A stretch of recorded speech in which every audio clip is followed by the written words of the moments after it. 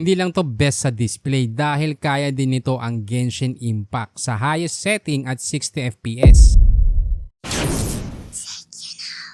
Best display na tablet under 16,000 pesos. Walang iba kung hindi ang Poco Pad. Meron tong 12.1-inch 2.5K IPS LCD, 120Hz adaptive refresh rate, 249 ppi at Gorilla Glass 3. Okay, pagdating sa display, ito na yung may pinakamalaki at pinakamaganda na na-release globally para sa ganitong price point. Kaya perfect to sa multitasking, editing at watching movies. Hindi lang to best sa display dahil kaya din nito ang Genshin Impact sa highest setting at 60 FPS. Ito ay powered by Snapdragon 7S Gen 2, may 8GB RAM at 256GB storage. Ang kagandahan pa dito ay expandable up to 1TB via microSD. Sa gaming sa Genshin Impact, sa low at 60 FPS ay malalaro mo to ng maayos. Ito sa graph makikita mo na may mga frame drops pero okay lang yan dahil nag-average naman siya ng 45.9 FPS. Playable din dito ang highest graphics at ang average FPS naman ay 40. Yung ganitong performance lalo na sa budget tablet hindi na masama. Sa PUBG naman playable din dito ang HDR at extreme frame rate at may average na 59 FPS. Pagdating naman sa COD malalaro mo ang high graphics at max frame rate. Ang average FPS din ay nasa 59. Sa camera naman mayroong 8 megapixel para sa front at rear camera. At sa battery naka 10,000 mAh at 33 watts charger. Ito pa yung ibang highlights ng tablet na to. May quad speakers at 3.5mm audio jack. By the way, dahil nga 1 year na tayo mamimigay ako ng 200 Gcash, make sure lang na mag-subscribe at i-comment kung taga ang city or province ka at i-announce ko ang winner sa June 30 kaya may chance ka pa. Ngayon kung ang tanong mo sa akin kung maire-recommend ko ba to? Oo naman, lalo na kung yung hanap mo ay yung magandang display para sa multitasking, gaming at pang multimedia. Pero kung gaming naman yung focus mo ay suggest na mag Xiaomi Pad 6 ka na lang dahil may mga sale na makukuha mo lang ng under 13,000 pesos. Pero syempre naka 6GB RAM lang yan at 128GB storage kaya timbangin mong mabuti. Pero kung yung hanap mo ay yung malaki, magandang display at powerful chipset, mag Lenovo Xiaoxin Pad Pro 12.7 ka na lang. Ang downside lang nito, hindi to na-release globally kaya naka CN ROM at walang local warranty. Mabibili mo ang Poco Pad sa presyong 15,999 pesos. Ang Mi Pad 6 naman ay 12,920 at ang Lenovo Xiaoxin naman ay nasa 15,236